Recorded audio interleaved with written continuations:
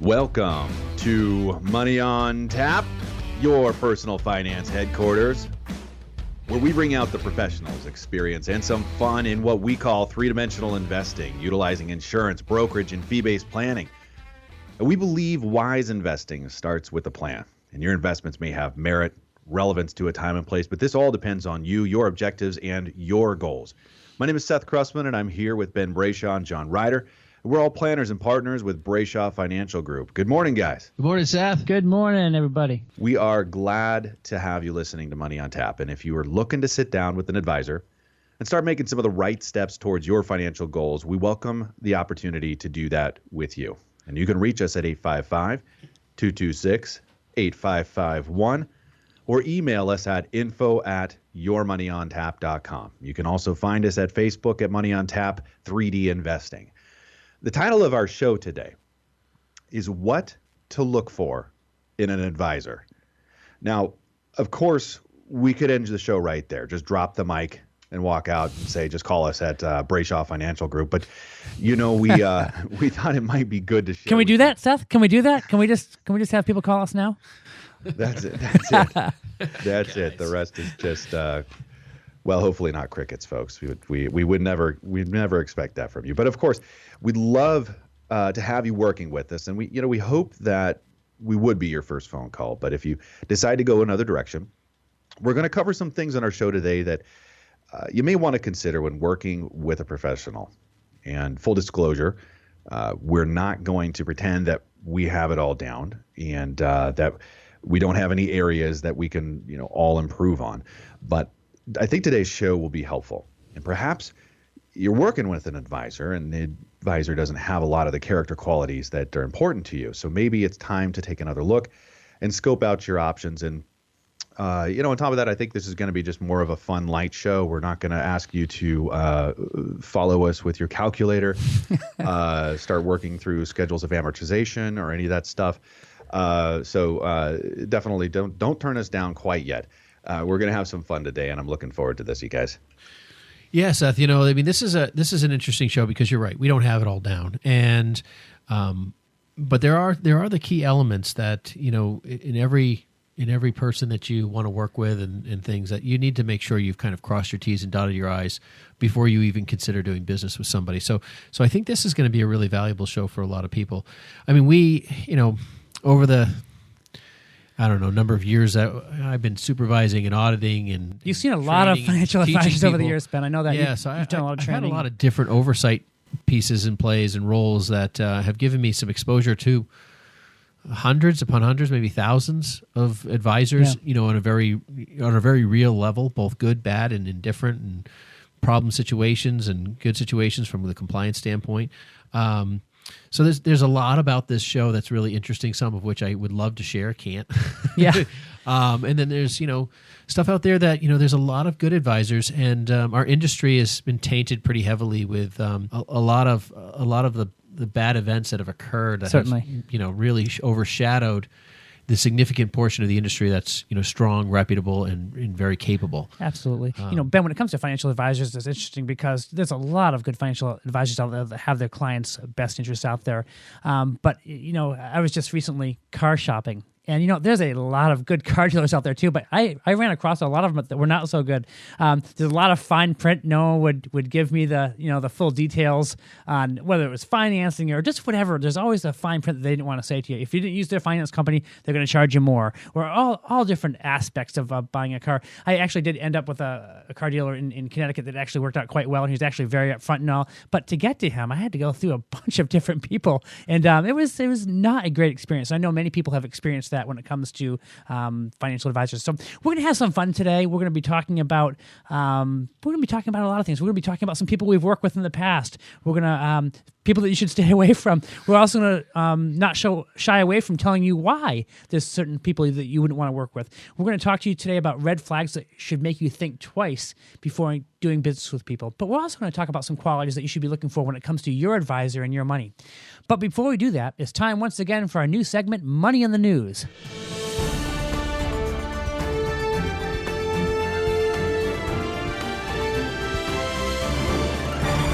Yes, this is the time of the show that we dive into recent headlines and get you caught up to speed on little tidbits of financial information that you may find interesting while hanging out at the proverbial water cooler. Yeah, it may not even really be that important. Like, for instance, our next story, I found fascinating. And I was at my desk the other day, and I think I yelled over to Ben. I said, "Hey, Ben, did you hear about this guy?"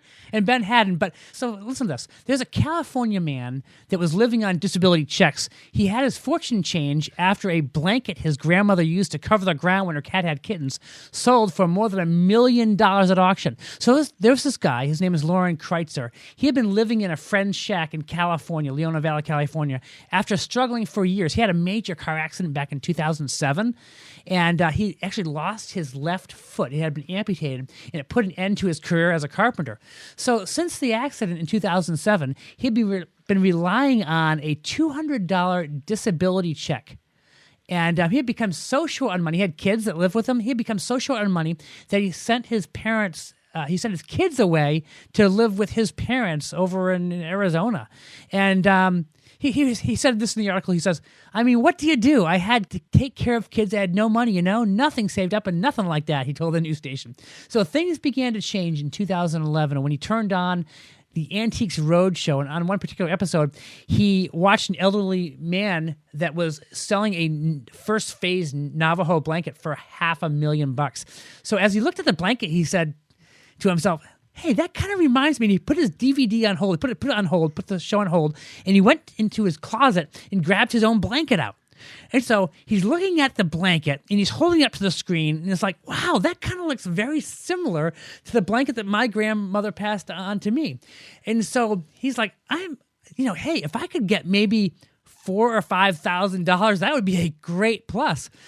So he took it to a local place, and the local place said, "Nah, it's not really worth anything." And then he took the blanket and he thought, there's got to be something to this. He took the blanket to John Moran auctioneers in Monrovia, California. And after he chronicled the history of the piece, he putting together how the blanket was passed down in his family from his great-great-great-grandfather, the blanket went up for auction in June 2012.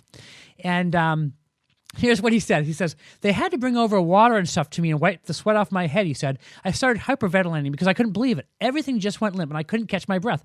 The blanket sold for $1.5 million on the Antiques Roadshow. A guy named Don Ellis sold it for him. And it's interesting. Since then, Kreitzer has bought he was living on $200 a month. Since then, he's bought 2 homes, a Dodge Challenger, a custom West Coast Customs Harley-Davidson motorcycle, things he had never dreamed of owning. He says his new fortune has a profound effect on his health since he was able to go on more trips, like a cruise with his family to Mexico and escape the confines of his shack. My question is this, guys. Did he call you? It kind of seems like he hasn't talked to any kind of a financial advisor, because the next paragraph says he still hasn't been able to work and is now considering moving to Idaho to escape California's taxes, which have taken a huge bite out of the money he has left. While he contemplates his next moves, Kreitzer says the auction will forever be remembered as the day that saved him. "I firmly believe I'm here because years ago I turned my life around," he said. "The things I've been through, I tell people, it's a strong faith and a strong mind. Without those things, you're not going to make it." And so I do hope that this guy has contacted someone to help him preserve the dollars that he has. So it's a very unusual story and kind of a fun story. It's one of those stories that you hope doesn't turn into one of those lottery winning stories where, you win the lottery. That happens too, It does. They buy everything and then they run out of money. I think we've done a show on that in the past where we're talking about past lottery winners, and they did a story something like 10 years out after people had won these lotteries, and many of these people were ending up with no money because they paid the huge taxes. They didn't have a strategy for that. Then on top of that, they just started spending money on things that they I guess they had the money for, but then all of a sudden they didn't have the money for it. Yeah, sounds like he went on a bit of a spending spree there. I was kind of thinking, hopefully those real estate pieces were income producing for him. right, something to help him. I don't know that going to Idaho is going to save that deal. That is so true. I have a friend of mine who goes to a local church here in town. He was just telling me about this guy that goes to his church, and this guy had inherited $2 million from his grandfather that had passed away. And it was kind of a troubled situation, meaning that the kid that inherited the money was only 22 when he got it. It was $2 million. In 2 years, it was all gone. all gone. He had spent it. He bought a house, this, that, and then he was actually behind on his real estate taxes. And he had bought guns, he had bought cars, and it was all gone that fast. So, sometimes when people get money that they didn't earn, not saying that this guy didn't earn, I guess he earned it in the fact that he sold something he had. But the fact is, when you get money that you're unexpected, it's very easy to go through it very, very, very quickly. So if that's you in our radio audience, make a phone call to someone. I actually have. I think it's a Navajo blanket, and it's in a. Seth, get it out. Let's take a look at it. It's in a bench seat, I think. Believe it or not, and it came from my grandmother. After she passed away when I was my senior year of high school, and that just was one of the things that I was like, that looks cool. And I think I actually brought that up to my dad. Like, is that really? It came. I'm confident it came from Arizona, whether or not it's Navajo or not. But if Antiques Roadshow's in town, that may be the last you ever hear of me. Yes, we might not hear Seth Krussman on Money on Tap anymore. He will be gone, buying cars and boats. No, I'm sure he wouldn't. I'm sure he would invest that wisely. Pay attention to the rest of our show because we're going to help you find an advisor. Ben, what's our second story in the news here? Stock market rally that won't quit. I got to tell you, looking at this market, it is interesting. Isn't it? It is really just a bizarre scenario. It's funny. I've heard every version of a reason for this or a reason for that. Why it's going to pull back. Why it's not. Isn't it always that where way, the Dow Yeah. should be, whether it's higher, or much higher, or a lot lower. Yeah. There's a lot of really good stuff there. Looking at this, money in the news and going through this segment, J.P. Morgan says the bear case is missing one critical element. What's that element, John? That element is that there's a growing number of skeptic clients out there. And why are they skeptic? Because they remember what happened in 2008. It's fresh. They remember what happened in 2002, 2001, when the internet bubble broke. They remember even further back. And, some of our retired clients remember some very, very bad days back in the 70s. And I think we can invariably see that in almost every client. They're asking us, when's it going to pull back? And, and that's, a lot of the reasons why we talk about fundamental bases inside portfolios and why we look at that and creating, foundation elements and stuff. But that's why we talked about in some of our other series, tactical investing and looking at that as a way to kind of hedge the market while being in it and try to accomplish some savings and pullbacks. And then even things as creating some security around various types of annuities, whether fixed or variable or whatever, that will solve retirement needs and concerns in that time period. But it is definitely a growing number, and I think the more and more people come in, okay, everyone wants their cake and eat it too, right, absolutely. John? I mean, we met with some people. I want 2 pieces. We met with some people the other day, and they're like, "Well, I was like."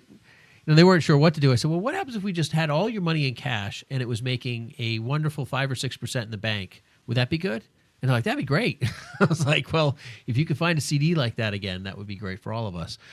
The problem is that people are just worried. They're like, I don't want to buy at the top. And there's a little bit of hesitation, and we see the market it bumps up again. And then all of a sudden it might lag a little bit. And then all of a sudden, boom, we have another bump day. And people are wondering where.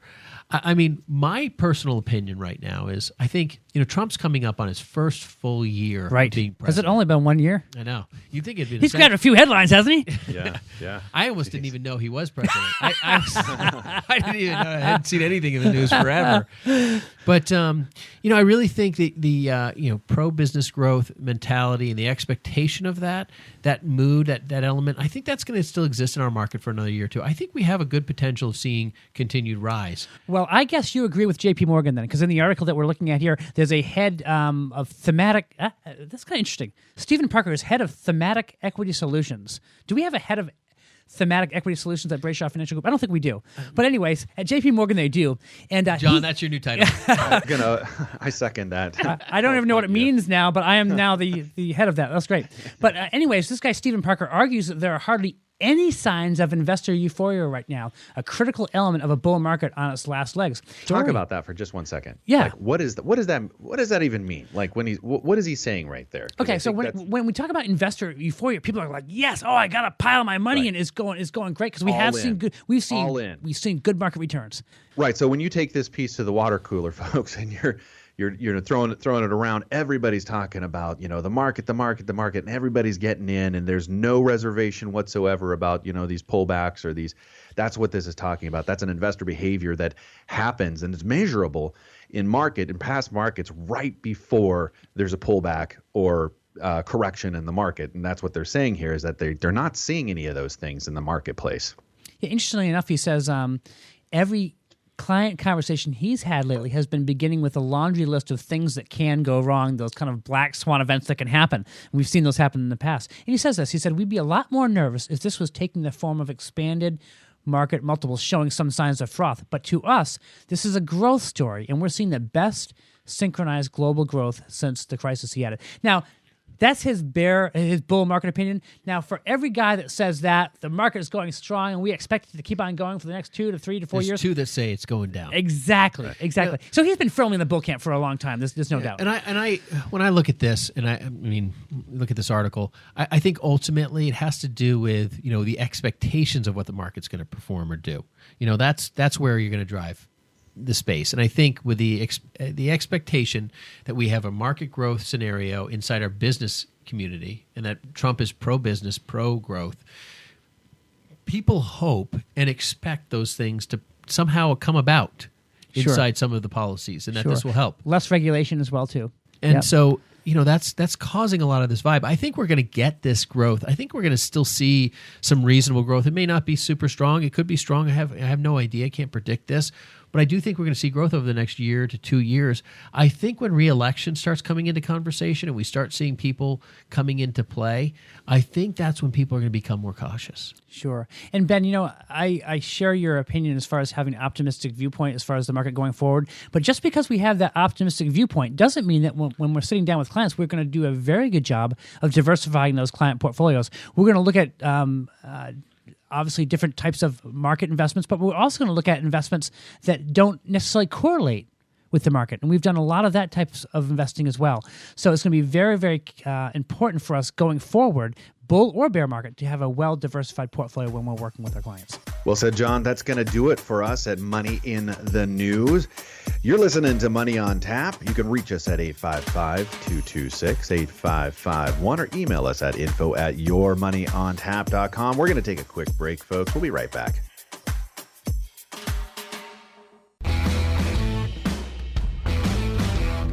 On this Cliff Notes edition of Money on Tap, John Ryder and Ben Brayshaw discuss some of the pitfalls that come with poor financial planning in retirement and the necessity for a healthy strategy to make the most of your money in your later years.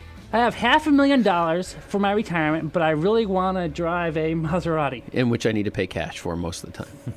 Yeah.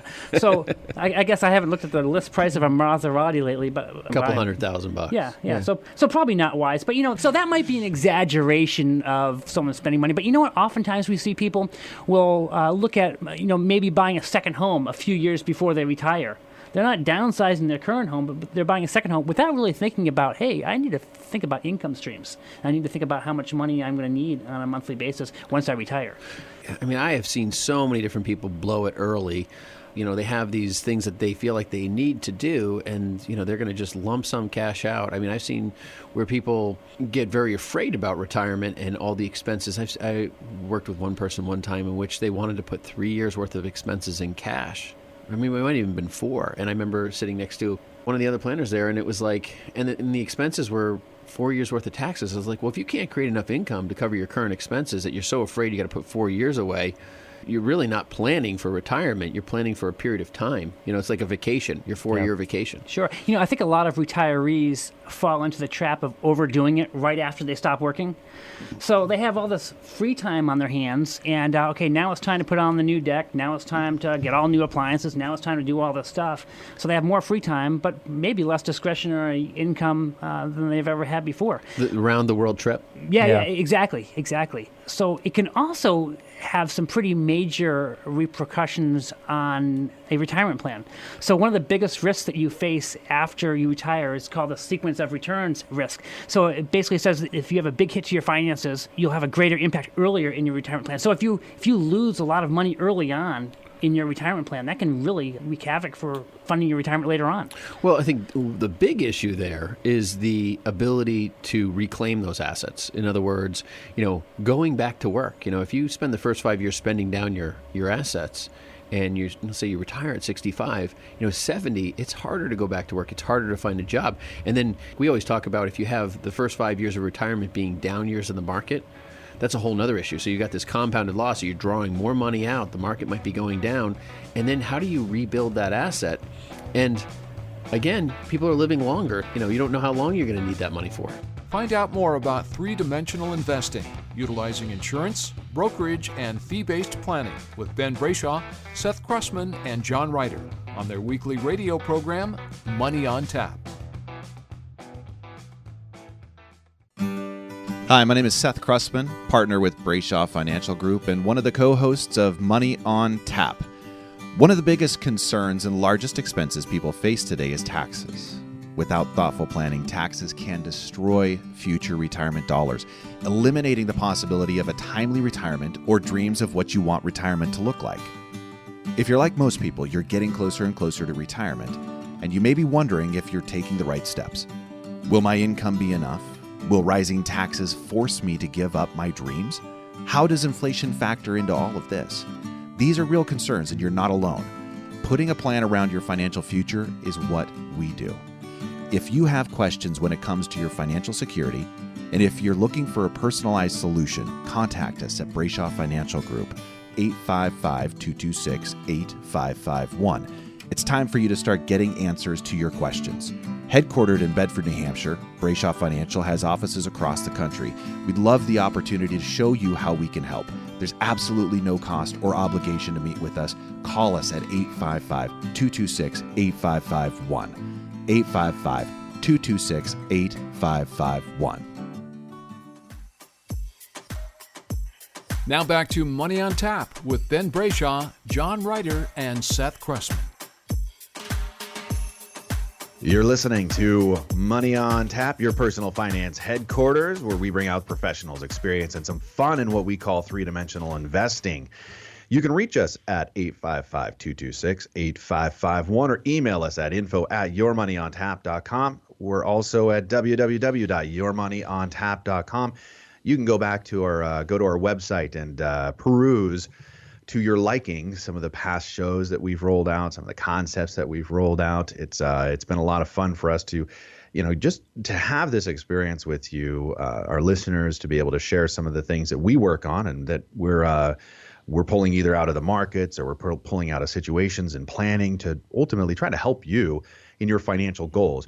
And, one of the things we like to do here is if you have something that you're kind of working through, an idea that you're maybe needing a little bit of help with, give us a call, send us an email. If we wind up rolling out your idea on air, we'd love to send you a hat or a promotional T-shirt with Money on Tap logo. And they are sharp looking, and I'm giving them as gifts to all of my friends and family this year.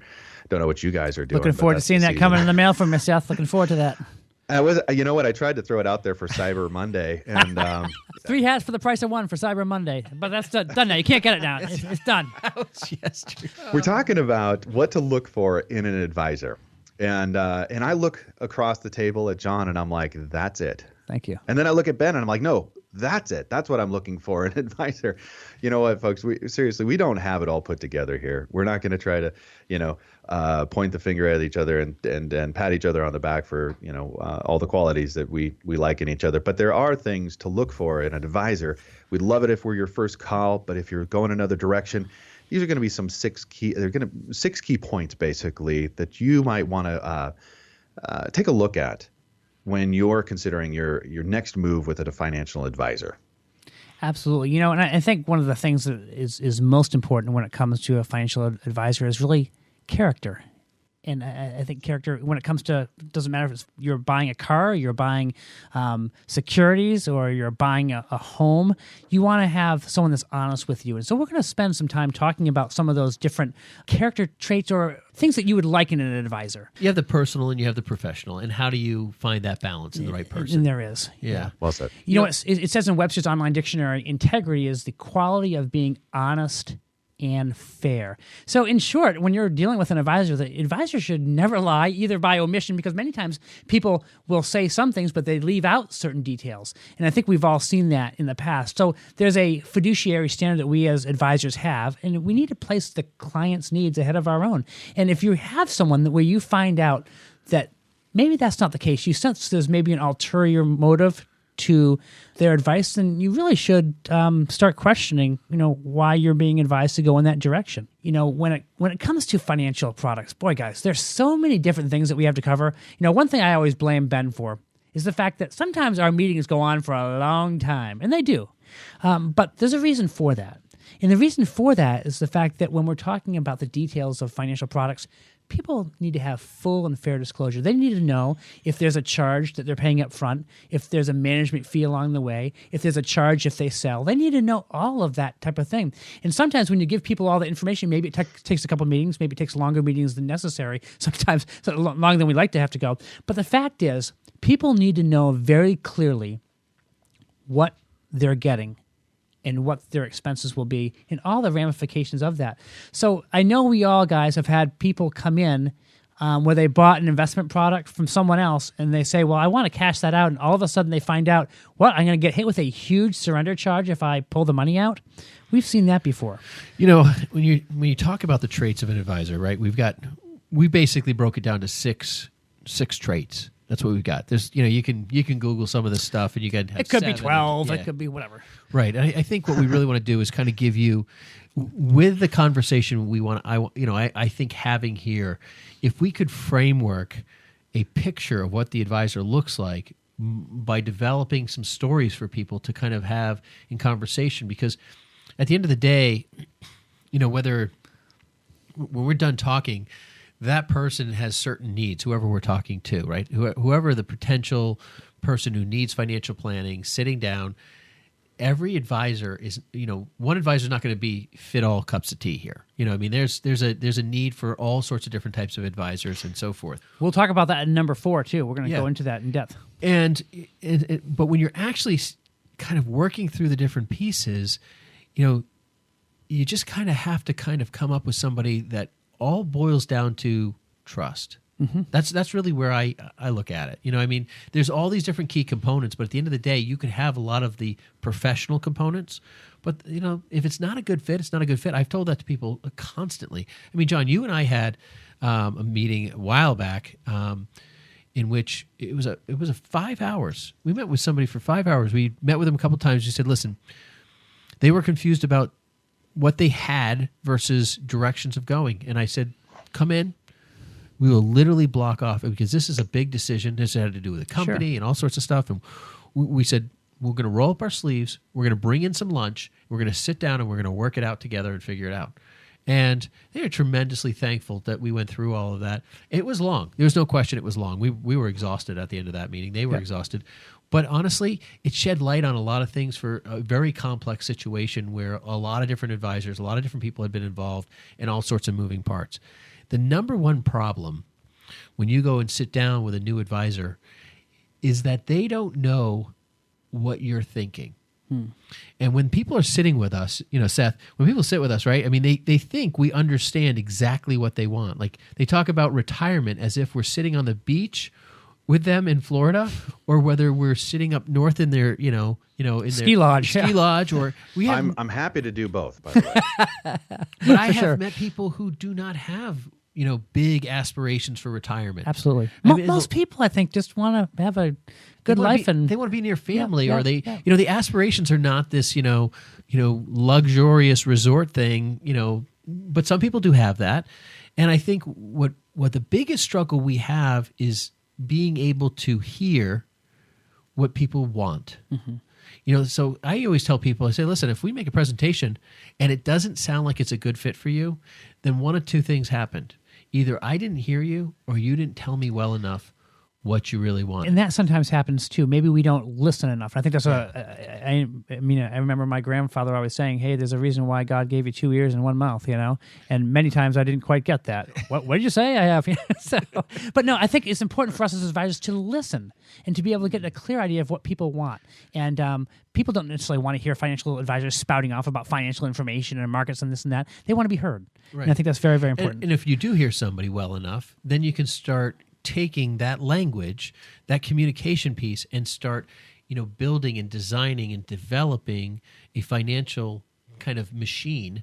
I always call it a machine because it has to spit out income, right? I mean, that machine has to actually do something every month in retirement, and that's create your new income. And when we build that machine, that machine needs to basically accomplish in all the different variables, which are really time horizons, right? Needs today, needs tomorrow, needs in the future. All of those time horizons that people have to meet, that machine has to work. And it also has to work within the confines of their expectations, their risk tolerance. I mean, so you got, when you're looking at, there's those three components that we always get looked at in compliance: investment objectives, risk tolerance, and time horizon. And we have to accomplish a machine that meets all of those, right? I mean, now you're whittling down the number of choices. That's why I said to a client, listen, do you want to put all your money in the bank and get 5% and just not invest? And they're like, oh, that'd be great. Everyone wants all cash, and that's not a possible scenario unless you're just so wealthy and your needs are so low that you can just live off the cash. Those are issues. Sure. So summing it up, integrity and I think transparency go hand in hand, because if you're an honest person, you'll let people know exactly what they're getting into when they're getting into an investment or an insurance policy or whatever it may be. Yeah. I can speak a little bit to some of the personal brushes that I've had along the way in this industry with some people that were maybe not as didn't have those two things in front of them as primary things to have with a client. And where I came through was a brokerage house, and that's how I got my licensing, and that's 2007, 2008, and all the things going on with the markets. And what I saw change was a market entirely. This advisor role, those were stock brokers, money managers, and one of the things that they weren't really focused on was a lot of what we're going to discuss today. It was, I'm going to make you money. I'm going to make you money. I'm going to make you money. And that was that might be the one thing that people are thinking about, like when they're talking to an advisor, is like, I don't care about the rest of it. Are you going to make me money? And that was the kind of client that they're looking for. But, on the backside of that, there were some people, gosh, one of the guys that owned a brokerage that I was with very, very short time. Gosh, it was amazing to me, the things that were coming out of like these New York brokerages, and it was horrific. They had zero transparency. It's a dirty game.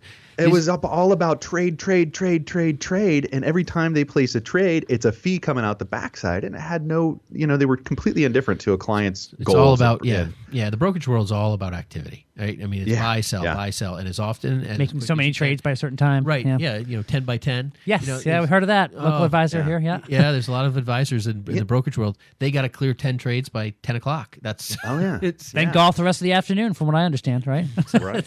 And I was new in this industry and coming in and, trying to trust people and thinking that, in an industry like this, that they should have their client's best interest at heart. And that just was not the experience that I had coming through. So, it's interesting to listen and look back at some of those and be grateful that, I really feel like God protected me and moved me quickly on to the next place, but which was much better experience. Big time. Sure. It happens all the time. I was at a large insurance company, and I remember being in my office, and I heard two brokers that were outside in a cubicle, and one was talking to the other broker and was talking about how he needed to make his BMW payment that month. And he needed to sell this annuity to this older lady who didn't even need it. And it's really, really awful to hear. And so I went outside and had a conversation with him. I think integrity is something that is key. You either got it or you don't. Yeah. My mom used to say integrity's, what you do when no one's looking.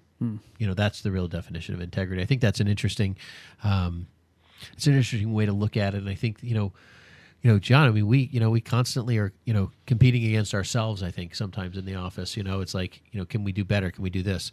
Those are things that, it's hard to find. And, you can't, you're never going to know, right? I mean, I was, prepping for this show, right? You can Google all sorts of things. What are the financial traits of a financial advisor? And then, you start getting into the worst advisor, and there's actually a list of like the top 10 or 15 worst I think advisors. I saw you on there, Ben. Yeah. No, and so, but they have like the people that stole the most money. Sure. Yeah. Oh, yeah, it's crazy. Yeah, It's Ponzi schemes, and we've talked about those in the past, too, yeah. The Ponzi schemes aren't like, the big brokerage houses, they're not immune to these Ponzi schemes, right? They've got guys running side gigs of this, that, and the other thing. Unregistered securities. Yeah, exactly. all sorts of stuff. So those are the types of things that you're going to really have some fear around with people that I found. Is like, how do we know? Like Madoff, like no one knew. Banks, nobody had any idea that some of these things were actually Ponzi schemes going on. We're going to take a quick break. You're listening to Money on Tap, and you can reach us at 855-226-8551 or email us at info@yourmoneyontap.com.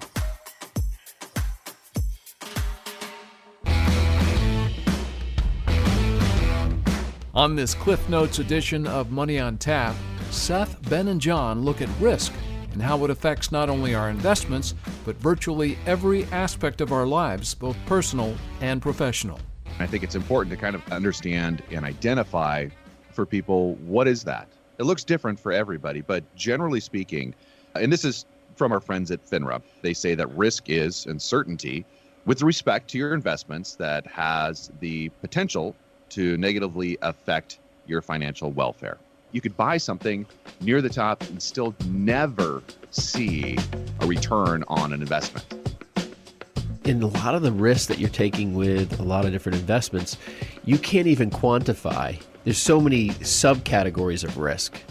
And with each company, there's some stuff that you don't even know. I mean, you don't even know if there's a problem inside of it, like in an Enron scenario, which is horrific. Or if you're running a business, there's just different risks that come involved there. If you say the wrong thing, you have legal risks, you have investment risk, you have operational risk. Think about operational risk. You make the wrong decision with an IT, with a computer program, it could really affect. Thanks for joining us for this Cliff Notes edition of Money on Tap, with great tips from the pros in three-dimensional investing, utilizing insurance, brokerage, and fee-based planning.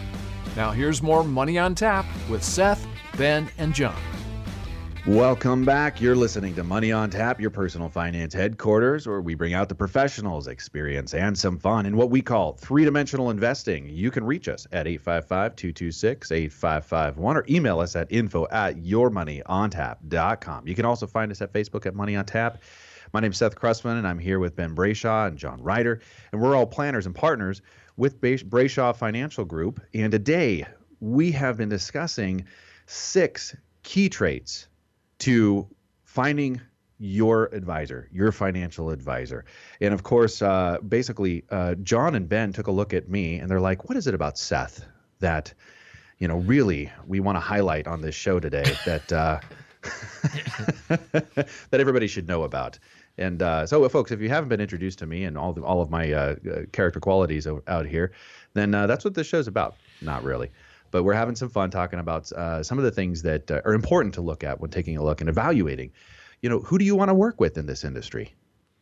There's something I didn't mention just briefly in the end of the last segment. So number 1, we have integrity and transparency as a character, as a 6 items for a financial advisor. It's hard to really find integrity, right? I mean, how do you evaluate that? That's an instinct. That's something you're going to sit down with somebody. But, trust with verification is what my mom used to always say, trust and double check it. So, so there's FINRA.org. You can go there. That's a broker check that FINRA, which is kind of like the policing body of the SEC, that they offer to do background checks if someone's done something wrong or, poor management or this, that, or the other thing. They'll list anything that could possibly be out there. Those are things that, it could be relevant, it could be irrelevant, it could be completely false, it's just whatever. If somebody ever said anything in any way that could potentially be an issue, it's listed, and then it's evaluated, and then there's a decision and a discerning outcome, and either the advisor was right or wrong, and or there's a settlement, and there's dollars or whatever.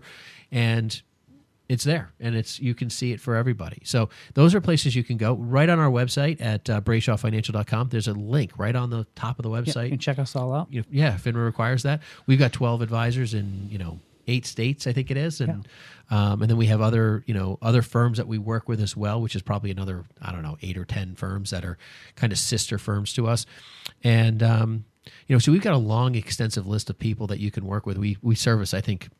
I don't know. I'm guessing on this, but it's over 30 states, but it might be 40 some odd states that we service. So they're licensed in a lot of the states. Yeah. So those are, there's a lot of exposure that we can help a lot of people that are listening today kind of go through that. And if you just want to have a conversation about concerns or fears you have about an advisor you're working with or interviewing or whatever, or want more detail with zero, concern about being walked into working with us, you want to just have a conversation about something to verify what something is, happy to give you another opinion kind of thing. But the second item we have is competency, which is what that brings us right into. And, Webster's Dictionary, as John had provided here nicely in our notes today, thank you, John, the definition is having the necessary ability or skills, able to do something well or well enough to meet a standard. And that's where it gets dicey. There's a lot that goes into being a financial advisor. My wife actually just recently joined our firm and is helping out with everything from client scheduling of appointments to preparing records and all that kind of thing. And she is just blown away by the detail and all of the different things that we do. Finally, I have to have her come back to work to understand all the work that I've been doing for the last 23 years. So, but there is an amazing amount of different things that we do. Think about this, guys. We do everything from estate planning issues, income tax law, retirement plan. Not that we're practicing lawyers, of course, but we help people when it comes to different things regarding their... We're not CPAs, but we are involved in this stuff. Insurance, all that stuff. Yeah, and I think when it comes to competency, evaluating competency is something that's very difficult. What I found as a struggle in the industry is that a lot of guys get thrown into this industry because they can't get something else. It's like a lot of these firms try to hire everybody from car salesmen, all the way down the list to, carpet guys to whatever, and try to get them in. Ben, that is so true. I had... In my opening class at the large firm that I started with when I first started, we had 100 people that were hired into the class. At the end of the year, how many people were left? 1 year. 2. 3. Yeah. 3 people out of 100 people that were hired by this firm. Yeah. And so all those people are going out talking about how they're financial planners or financial advisors. And honestly, the scary part is most of them don't have a clue of what to do. They're being told to go do this, sell this, no matter what, and then this will be good for them. Absolutely. This is the one size fits all, and you'll be okay and safe selling it. I had one manager who said this. He said, here's how it works. After I got through a few years, he goes, here's how it works. Everyone that comes in the door, it's like taking spaghetti, throwing it up against the ceiling, and you know what? A couple of them will stick. Right. So, crazy. Isn't that crazy? I know. Yeah. For a large firm. There's a lot of industries out there that use that model. This is, financial services is not the only one, but unfortunately, it was definitely for a long window, we'll say, really how our world worked and how a lot of people came in through the funnel, so to speak, and most of them got kicked out. For one, there's the licensing that you have to get through. Background checks. There's a lot of background checks, right? Yeah. There's a lot of different pieces that really weed out the riffraff. But unfortunately, some of those people, especially years back, were that's when. What am I trying to say here? There was some people in the industry that had the wrong motives, basically.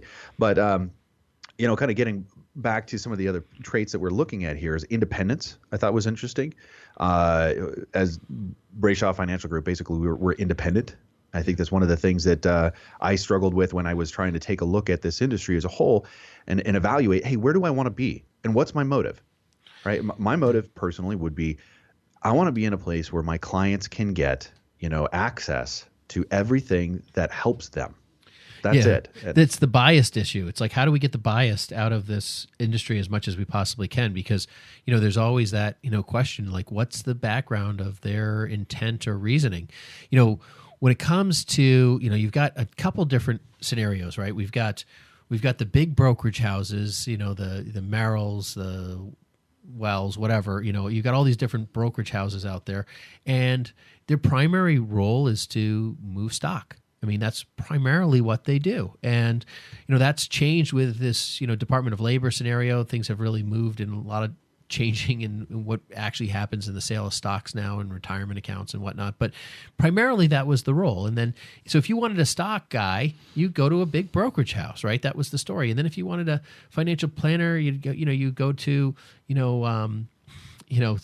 the Edward Jones or the this, that, or the other thing, kind of like the local corner guy who did some financial planning. But, as you kind of go down the role, right, what happens is people get a little bit bigger in exposure and their ability to share investment styles, like, what they do and what they offer. But at the end of the day, when you're tied to one of these major firms, there's some sort of link to what you do and what business you sell, whether it's an insurance company, whether it's a straight brokerage house, whether it's a, MetLife or Mass Mutual or whatever, New York Life, your insurance, they're going to be primarily an insurance offer. And there might be some outside stuff that they'll do because they have to take those steps. What takes it to the next level is the independent side, because not only do you have the ability to do the brokerage and do the insurance and kind of offer a mixture of all of those different pieces, you're not tied to some person breathing down your throat saying, you need to sell this version of this product. There's a lot tied to that. Your incentive when you're working for a large insurance company, your incentive is based around selling their products. And so they're proprietary ones. Yes, and they may link your compensation to that. They do link your compensation to that. They also will link your benefits to that. Yeah. So if you have benefits through the company, if you don't sell such and such amount of whether it be insurance or annuities or that type of thing, well, then they don't renew your benefits. You pay for them out of your own pocket as opposed to them paying it for you. Right. So, you can go outside the box, but at the end of the day, you still got to fill the main box first, and that's complicated. In the independent side, the problem there is that you have to do enough volume to stay independent. So they don't care where the volume comes from. They just care that you're doing the volume. So you have to get to the point where you're mature enough in the industry and you're able to do that you don't need to be dependent on any particular one company. So I am a big proponent. That's why I believe we're in the independent space. And who knows, that could change. I mean, our industry is constantly evolving, and it may be that it becomes less independent. I don't know. But the independent space is the only thing I've found to date that gives us the ability to really reach in different areas and different types of investments, whether it's fee, commission, insurance. And that's why we call it three-dimensional investing, because we can really sit down and evaluate all the different pieces. So my number one advice would be to probably find an independent advisor. And there's a lot of them out there. I mean, I think, the broker-dealer we work with and we clear through, Pershing, which is owned by Bank of New York Mellon, but our broker-dealer SagePoint, that's one of 4 broker-dealers that are tied to the advisor group. Now, I think there's 5,000 or 6,000 independent financial advisors throughout the country. Just with that one? Yeah, and there's many, many other firms out there too, of course. So there's a lot of independent advisors out there that you can do. Let's talk about number 4, diversity in licenses. And I think that's extremely important in today's world because this goes along, John, with the independent side, though. It does blend a little bit there. It does, but there are some independent guys that only have perhaps one license, so they can only do one thing. So I think it's very important to draw the distinction, the fact that if you're dealing with an advisor that only has a life insurance license, then he's going to sell you a life insurance policy, whether or not that's the best thing for you. Or just a straight up fixed annuity. I mean, and it will sound like they can do investments. The other scenario is then you start getting into the securities investments where you start doing some mutual funds. That's like a Series 6 license. Yeah. And so that's what's interesting about that is like people can do pretty much the ABCs of, investing world and so forth, but you can't do stocks and you can't do bonds. I mean, there's limitations to that. You can't do some of the alternative investment space pieces. Like there's real limitations to what your exposure is. So someone might say to you, if they had a Series 6, I'm not a big stock guy. I think there's a lot of risk in stocks. Sure. And so all of a sudden they're like, well, what about the mutual funds? It gives you a little more diversity in that space or whatever, and they kind of weed you out. So understanding the licensing space is really important to independence because, it's not just being independent, it's having enough licensing to utilize the options available in independence. And what I tell people, to a hammer, everything looks like a nail, right? So if you only have one tool, you're going to use that one tool for everything out there. And that's sometimes the case when people are licensed to only one particular product line. And then bringing us into number 5, Seth, why don't you take us there? So the accessibility piece, basically having you need to be able to reach out to your advisors. You need to be able to pick up the phone, and if they're not calling you back that day, that's critical. That's one of the things I think I learned way back 2000, and I was coming out of running kitchens and restaurants, and that was, what I worked through out in college, and I decided, hey, I really would like to be able to spend Christmas with my family and holidays with my family, and just restaurants doesn't allow that. I talked to somebody the other day that's in our industry, same scenario. That's what they were looking for, and anyway, so I was in sales right out of that.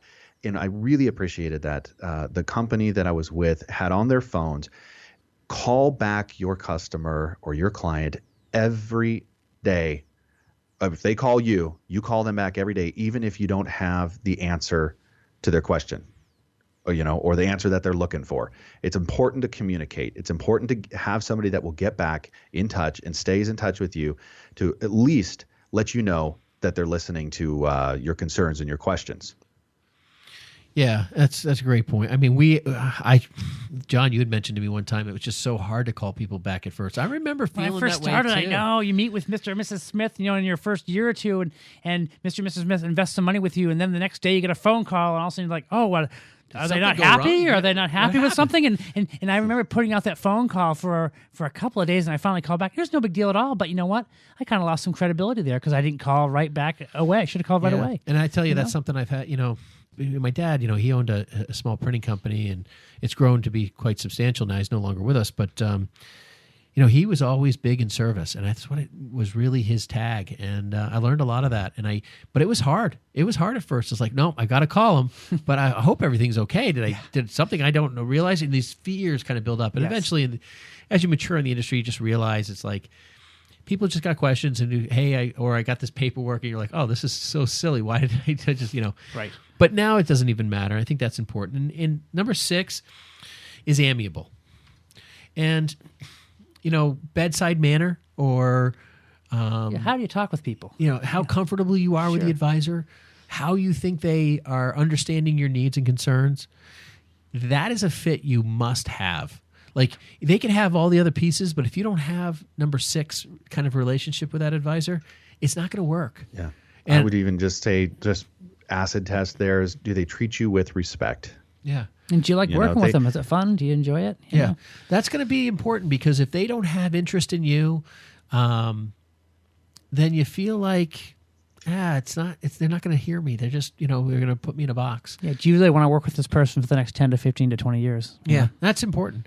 It's funny. And the thing is you may be sitting with somebody who really does care about you, and they don't even know, but you don't click. They really do. And hey, that's happened. It happens all the time. I just had a guy that came into the office the other day. He, a couple of years ago, bought a very large annuity from an advisor in town. And he came in and was just saying, you know what, I call him, but he never calls me back. And this is a very large annuity that he purchased. He said, he just doesn't call me back. I want someone that calls me back. And so we spent some time talking with him just about our firm and all that. But the fact is, if you're doing business with someone that don't call you back, you might want to start looking around. Yeah. So relationship, responsiveness, those things are really important, and they're key components. I think that's going to do it for us today, you guys. It's been great. We've been talking about what to look for in an advisor: integrity, transparency, competency. Are they calling you back? Are they an independent? Do they have the licenses to be able to offer different areas? Are they nice to you? Do they treat you with respect? Hopefully, we're trying to do all of these things here at Brayshaw Financial Group. And you know what? We appreciate you listening to Money on Tap today. And we look forward to you reaching out to us at 855-226-8551 or email us at info@yourmoneyontap.com. You can also find us at Facebook at Money on Tap 3D Investing. It's been a lot of fun today, you guys. I look forward to next week. Sounds good. Thanks a lot. The views expressed are not necessarily the opinion of this radio station and should not be construed directly or indirectly as an offer to buy or sell any securities mentioned herein. Investing is subject to risks, including loss of principal invested. No strategy, product, material, or tool mentioned can assure a profit nor protect against loss. Please note that individual situations can vary. Therefore, the information, products, materials, or tools mentioned should be relied upon when coordinated with individual professional advice. Past performance is not a guarantee of future results. results. This show may be subsidized in whole or in part by a product sponsor or issuer. Securities and advisory services offered through SagePoint Financial Incorporated, member FINRA SIPC, and a registered investment advisor. All other services offered through Brayshaw Financial Group LLC are independent of SagePoint Financial. SagePoint Financial and Brayshaw Financial Group do not provide tax or legal advice. Main office is located at 116 South River Road, Bedford, New Hampshire, 03110, and can be reached at toll-free 855-226-8551.